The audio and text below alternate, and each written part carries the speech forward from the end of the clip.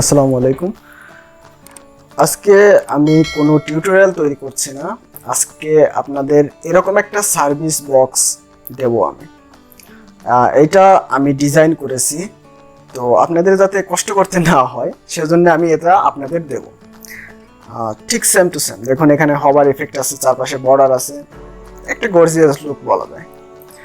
তো আসুন দেখি কিভাবে সেই সার্ভিস সেকশনটা আপনাদের ওয়েবসাইটের যে কোনো পেজের পোস্টে যে কোনো জায়গায় আপনারা অ্যাড করতে পারবেন।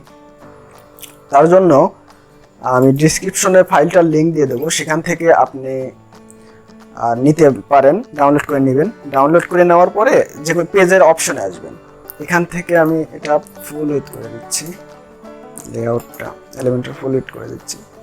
একটা নতুন সাবডোমেন আমি এটা করেছি যাতে করে আমি এখানে কাজ করতে পারি।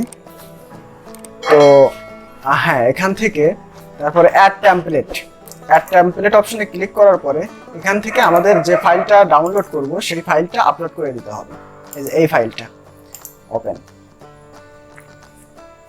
আচ্ছা, আপলোড করার পরে এরকম একটা আসবে, এখান থেকে ইনসার্ট, ব্যাস। আচ্ছা, আরেকটা অপশন আসে ওখানে, আপনার ইয়েস আর নো বলতে বলে। তো আপনি যদি অলরেডি একটা ডিজাইন করে রাখেছেন, ওইটা কিন্তু নষ্ট হয়ে যাবে। এখানে নো ক্লিক করবেন। আপনারা এলিমেন্টর নিয়ে কাজ করলে হয়তো এটা বুঝতে পারবেন। হ্যাঁ, দেখুন এখানে সেম টু সেম ডিজাইন চলে এসেছে। আমরা এটা যদি ডুপ্লিকেট করি, ব্যাস হয়ে গেল। এখানে আইকনগুলো আপনাদের নাও আসতে পারে, কারণ আমি আইকনগুলো এই সাইডে আপলোড করা আছে। আইকনগুলো আপনারা যে কোনো আইকন ইউজ করতে পারেন। সেটা কিন্তু এখানে হয়ে গেল। আর একটা প্রবলেম এখানে নিয়ে আসার পরে আমি দেখতে পাচ্ছি, আসলে থিম যদি চেঞ্জ হয় তাহলে ডিজাইন একটু উল্টাপাল্টা হবে, এটাই স্বাভাবিক। তো এটা ফিক্সড করে নিতে পারবো আমরা। দেখুন এখানে এই দুইটা সেম আছে, এই দুইটা একটু ছোট আছে। তো এটা আমরা ফিক্সড করে নেওয়ার অনেকভাবেই করা যায়। আমরা এটা হালকা পেডিং দিয়ে দিই। পেডিং যদি আমরা টপ থেকে, আচ্ছা এইটা থেকে করি, এটা যদি টপ থেকে একটু পেডিং দেই,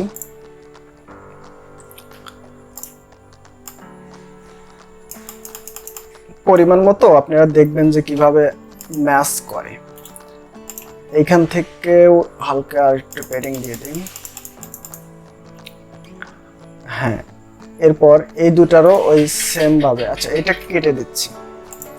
এটা কেটে দেওয়ার পরে এটাই ডুপ্লিকেট করে দিচ্ছি। হ্যাঁ, দেখুন একটা প্রিমিয়াম লুক সার্ভিস বক্স।